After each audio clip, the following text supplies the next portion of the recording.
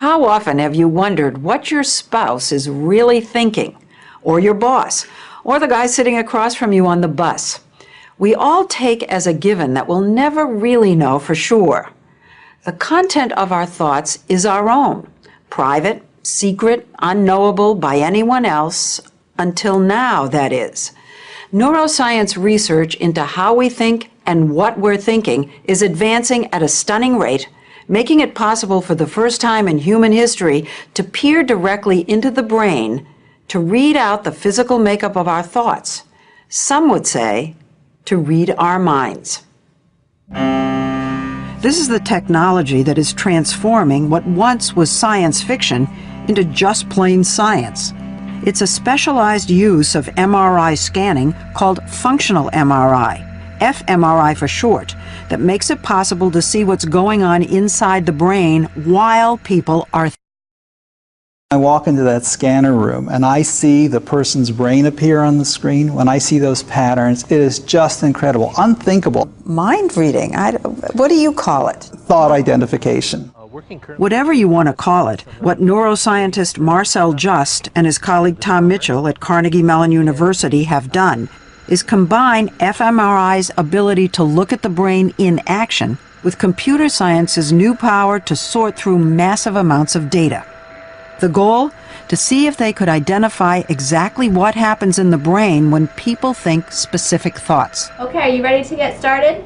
They did an experiment where they asked subjects to think about 10 objects, 5 of them tools like screwdriver and hammer, and 5 of them dwellings like igloo and castle, then recorded and analyzed the activity in their brains for each. You had them think about a screwdriver, and the computer found the place in the brain where that person was thinking screwdriver?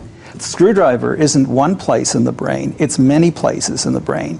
When you think of a screwdriver, you think about how you hold it, how you twist it, what it looks like, what you use it for. And each of those functions are in different places? Correct. Just as when we think screwdriver, or igloo for example, neurons start firing at varying levels of intensity in different areas throughout the brain.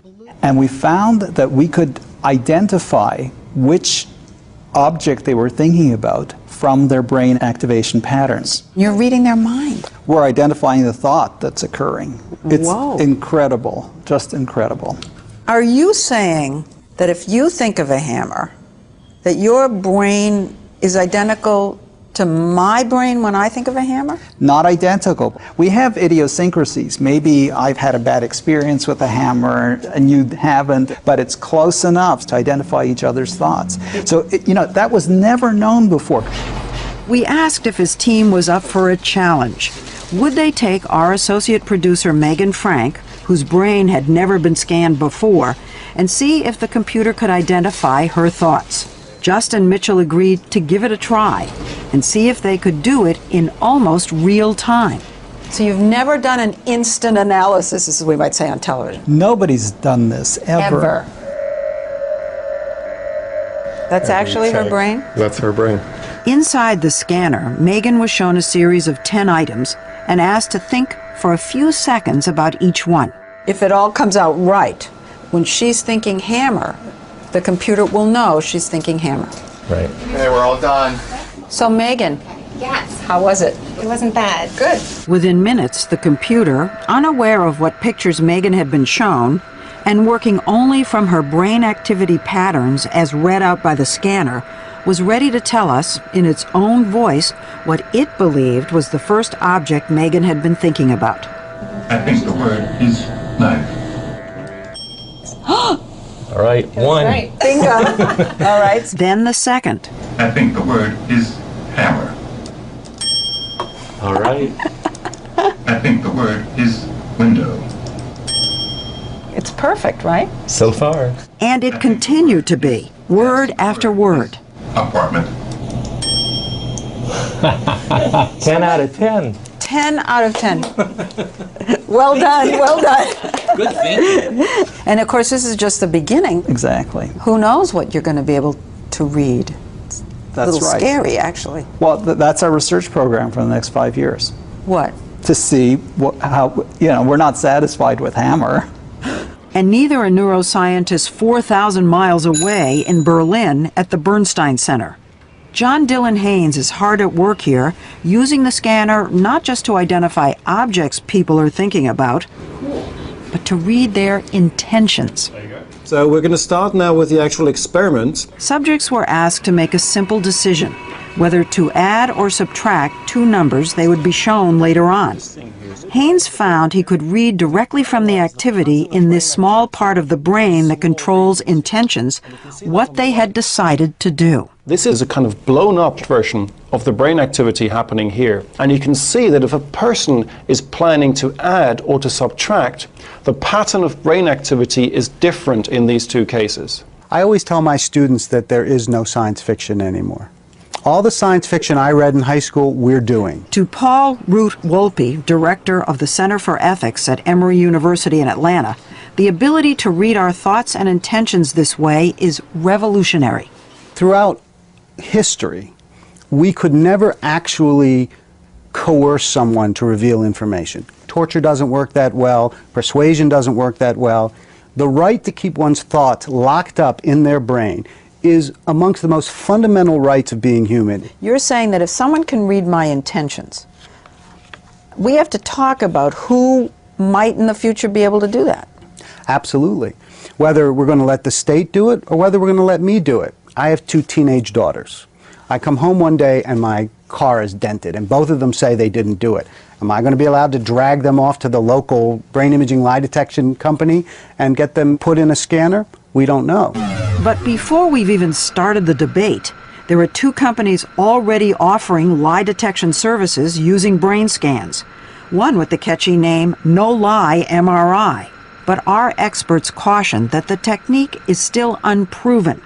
In the meantime, Haynes is working on something he thinks may be even more effective, reading out from your brain exactly where you've been. Haynes showed me an experiment he created out of a video game. And you can actually navigate around if you want. He had me navigate through a series of rooms in different virtual reality houses. Now I would put you in a scanner and I would show you some of these scenes that you've seen and some scenes that you haven't seen. Well, haven't seen So, anything yet. Oh, okay. And, Okay, now I'm getting do you into familiar recognize something? Yeah, I recognize the And bar. right at this moment, we would be able to tell from your brain activity that you've already seen this environment before. And so this is a potential tool for It's a potential police tool, absolutely. in the case of break-ins. You might be able to tell if someone's been in an Al-Qaeda training camp before. Have any national security agencies been in touch with you Not in the US. anywhere in the world? Yes, in Germany, but... So there are people who are considering these kinds of possibilities and using them. In India last summer, a woman was convicted of murder after an EEG of her brain allegedly revealed that she was familiar with the circumstances surrounding the poisoning of her ex-fiancé. Can you, through our legal system, be forced to take one of these tests? It's a great question, and the legal system hasn't decided on this yet. But we do have a Fifth Amendment. We don't have to incriminate ourselves. Well, here's where it gets very interesting, because the Fifth Amendment only prevents the courts from forcing us to testify against ourselves. But you can force me to give DNA or a hair sample or blood, even if that would incriminate me. So here's the million-dollar question. If you can brain image me and get information directly from my brain, is that testimony, or is that like DNA, blood, semen, and other things that you could take from me? Court case, inevitable. There will be a Supreme Court case about this. There you go. For now, it's impossible to force someone to have his or her brain scanned because the subject has to lie still and cooperate. But that could change. There are some other technologies that are being developed that may be able to be used covertly and even remotely. So, for example, they're trying to develop now a beam of light that would be projected onto your forehead. It would go a couple of millimeters into your frontal cortex, and then receptors would get the reflection of that light. And there's some studies that suggest that we could use that as a lie detection device. And we wouldn't know we've got a red dot in our forehead? No, you wouldn't. If you were know? sitting there in the airport and being questioned, Yeah. they could beam that on your forehead without your knowledge. We can't do that yet, but they're working on it. Scary as that is, imagine a world where companies could read our minds too. Light beams may be a bit far off, but fMRI scanning is already being used to try to figure out what we want to buy and how to sell it to us. It's a new field called neuromarketing. One of its pioneers is neuroscientist Gemma Calvert, co-founder of a London company called Neurosense. Do you have a lot of clients? Yes, such as Unilever, Intel, McDonald's, Procter & Gamble, MTV or Viacom. Angie says it's a growing field.